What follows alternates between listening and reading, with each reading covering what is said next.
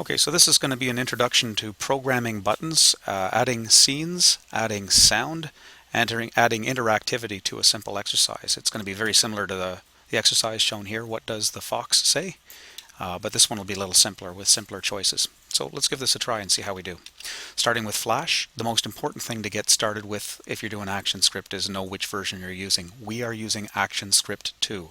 If you choose 3, you're in trouble, but I'll show you how you can fix that even if you want to double check it for yourself. Once you've started a file, go to File, look for Publish Settings, go to the Flash tab in the middle, and it'll tell you which version of ActionScript you're using, and you can change it back to 2 if you've made a mistake earlier, and then say OK. So we're starting with this brand new Flash file. This is going to involve creating buttons, so I'm going to make a really simple button right now just by dragging a circle, and to make it into a button I double click it and I convert it into a symbol using Modify, Convert to Symbol, or F8.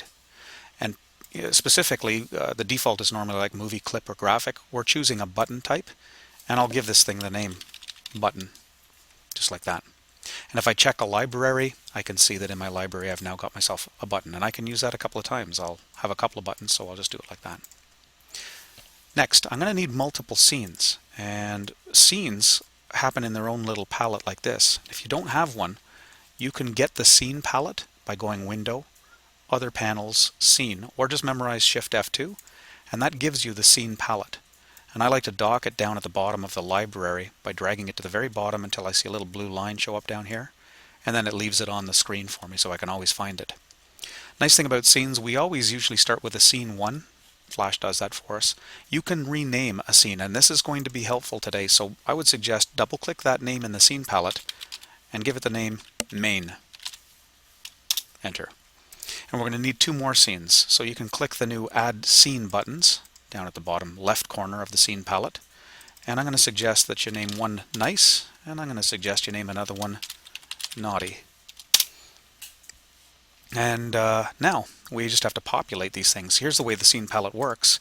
You click on a scene, it takes you to that stage and that timeline, and you can have lots of different things going on. Under Nice, I'd like to have a picture of a nice kid, so I'm going to go find myself a picture of a nice kid. Nice kid, did a little Google search. I can copy that image, go back to Flash, and I can paste that image, and I'll transform it so it's going to fill the frame a little bit better. Nice kid. Naughty kid. Let's go find a picture of a naughty kid now. Done. Right mouse click, copy the image, back to Flash, and I've navigated to the naughty scene. Right mouse click and I can paste that kid in there. And let's make him nice and dramatic too. Just like that. So I've got a main scene, a nice scene, and a naughty scene. I hope you're getting the idea where this is going to go. When I'm making this, it's just about Christmas time, so this is a question I ask my own kids. Have you been a good boy or girl this year? Question mark. And let's give them some potential answers. I'll give them the option of a yes or a no. Once again, you're getting the idea where this is going. So now we have to start setting this thing up. Now, to explain where scenes take you, each of these scenes is only 1 frame long, and if you were to test this movie out, you could go Control, Test Movie, but it's going to be a pretty flippy movie right now. We don't really want that. So let's go and slow this thing and put it under control. We can do that with some ActionScript. So I'm going to make an actions layer here, and I'm going to ask this thing to stop. So I would like to put a stop in here. F9 brings up my actions palette, and I can ask it to stop by putting in a timeline control that just says stop. Easy enough. I'll hit F9 to hide that for now. And now when I run this movie, it freezes on that first frame. The whole movie, 1 frame long. But what I'd really like to do is program this thing so that when the yes button is clicked, it'll take me to nice, and if the no, it'll take me to naughty. F9 will bring up the actions palette again. And the way actions work is that you can hook up an action either to a frame or to an element like a button. And in this case, to hook it up to a button, I've got to create first. Buttons need handlers. This is called an on handler. Double click it, and specifically I'm going to ask it on release to perform some action. And the action I'm going to choose to give it is going to be a timeline control to go to and play a specific scene. So on release, go to and play. You'll notice, by the way, I put that action after the first squiggly bracket and before the second one. Now you can also take these things and hit the enter key so it's underneath. This is kind of making things a little more readable. Now go to and play when you put it in there. I'm going to do that one more time. I'll hit delete. Go to and play, because it gives you a little hint as to the syntax of what goes inside these brackets. You can put in a specific frame in the current scene, or if you want to go to another scene, click this, just to give you a hint. It doesn't matter if you really have this up. But to name a scene to go to, like nice, you put the word nice in quotation marks. And then the specific frame in there is comma 1. We'll go to the first frame of the nice scene. That's it. I could do the same thing with no. I'll just review all of this. The no button has nothing in it. Notice when you click on a button, it tells you what's already in there. No. Okay. Movie clip control. On. Release. After the squiggly bracket, I'll go to my timeline controls and I want to go to and play. Specifically, I would like to go to the naughty scene. So quotation, naughty, comma 1. First frame of the naughty scene. And you'll notice this one is kind of all in the same line. Doesn't matter where these lines fall. It still works.